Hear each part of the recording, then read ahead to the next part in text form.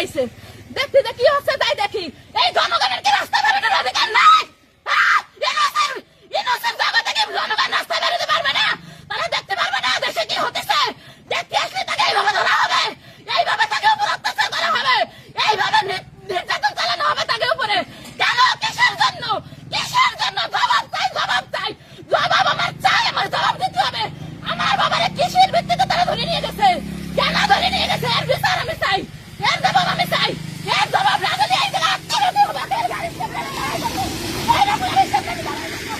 আমার দর্শক, ইউনোর গাড়ি বহরে হামলার ঘটনার পরে এখান থেকে একজনকে ধরা হয়েছে।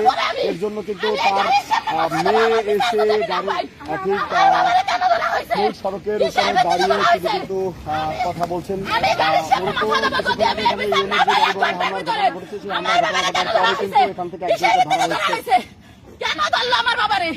আমি আর কিছু জানতে চাই না। এই পুরো অত্র এলাকা চাই যাবে পুলিশ। আমার বাবার যদি বিরুদ্ধে কোনো একটা কথা কেউ বলতে পারে, আমার বাবা জেল হোক ফাঁসি হোক, আমি কখন ধরা হয়েছে আপনার বাবাকে? 1 ঘন্টা আগে। কেন ধরা হয়েছে? কেন ধরা হয়েছে? এখানে নাকি কি সংঘর্ষ হয়েছে আমরা কিছু জানি না। পুরো মানুষ। কি নাম আপনার বাবা? আরজ আলী মোল্লা। আরজ আলী মোল্লা দোকানের মাল আনতে যাবে। আমার আব্বার বাড়ির সামনে একটা ছোট দোকান আছে, দোকানের মাল আনতে যাবে। ডান্ডাতে এসে ট্রেনে চলছে মাল আনতে যাওয়ার জন্য। দোকানের মাল আনতে চলছে, এদিকে এসে এই ঘটনা দেখে মুরব্বী মানুষ হয়তো দাঁড়াইছে।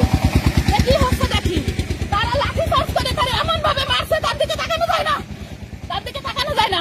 তারা লাঠি চার্জ করে, সে ডায়াবেটিসের মানুষ, তার 80 বছর বয়স। তারা লাঠি চার্জ করে তারা মারতে মারতে তারা নিয়ে গেছে গোপালগঞ্জ। কি করছে সে? তার হাতে কি ছিল? তারা তো লাঠি ছিল, তারা তো ইট ছিল, তারা তো কোনো কিছু ছিল, কোনো অবৈধ কোনো জিনিস ছিল। কেন তারা ধরা হলো? সে একজন বৃদ্ধ মানুষ, আপনারা কি করতে পারতেন? আপনারা দাবড়ায় বাড়ি পাঠিয়ে দিতে পারতেন। কেন তারা ধরে নিয়ে গেলেন? কিসের জন্য ধরে নিয়ে গেলেন?